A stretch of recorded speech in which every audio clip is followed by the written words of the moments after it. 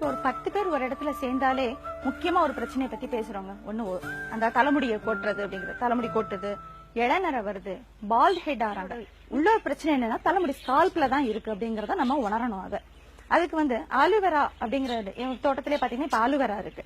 அதாவது சோத்துக்கத்தாழன்னு சொல்லுவோம். முந்தி பாத்தீங்கன்னா எல்லா இடத்துலயும் பறந்து இருக்கும். அதோட யூசேஜ் இப்பதான் நிறைய எல்லாருக்குமே தெரிய ஆரம்பிச்சிருக்கு.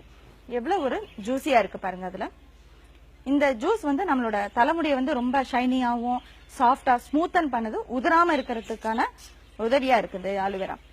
அதே மாதிரி அடுத்தது கொய்யா லீவ்ஸ். இது நார்மலா நம்ம கொய்யா பழம் சாப்பிடுவோம். கொய்யா இலையோட வந்தா கூட அந்த இலையெல்லாம் தூக்கி போட்டுட்டு வெறும் பழம் மட்டும் தான் நம்ம சாப்பிடுவோம். அப்படி இனிமே பண்ணாதீங்க. ஏன்னா இந்த கொய்யா லீவ்ஸ் அவ்வளவு யூஸ்ஃபுல்லா இருக்கும். இப்ப இந்த கொய்யா இலை பறிச்சிருக்கேங்க. இதை இப்ப நான் அரைக்க போறேன். அரைச்சிட்டு பேக் போட போறோம்.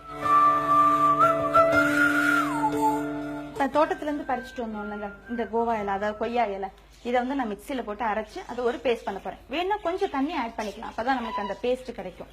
அதனால இதை முதல்ல நல்லா அரைக்க போறேன்.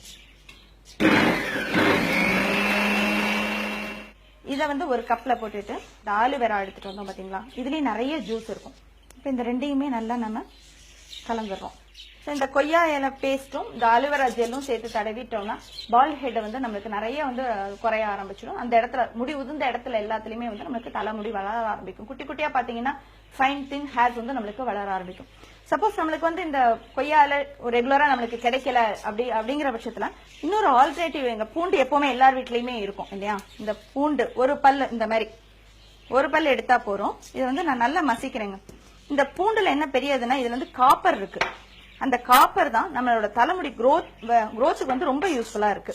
அதாவது ஒரு ஷாம்பு போடுற எஃபெக்ட் இந்த ஆலுவேரா நம்ம யூஸ் பண்ணோம்னா இருக்கும். 2 டேபிள் டீஸ்பூன் ஆலிவ் ஆயில் இருந்தா போறோம்.